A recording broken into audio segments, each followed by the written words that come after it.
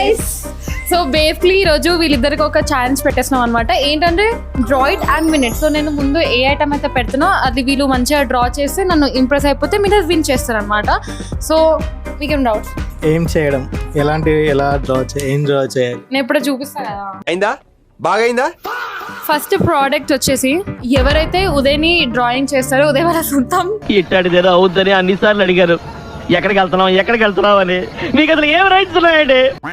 మీరు తీసుకెళ్ళొచ్చు. ఏం చేసుకుని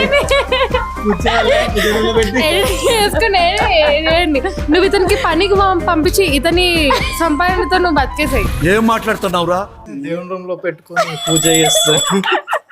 అట్లీస్ట్ నాకు రష్మి గట్టర్ తీసుకుని పెడితే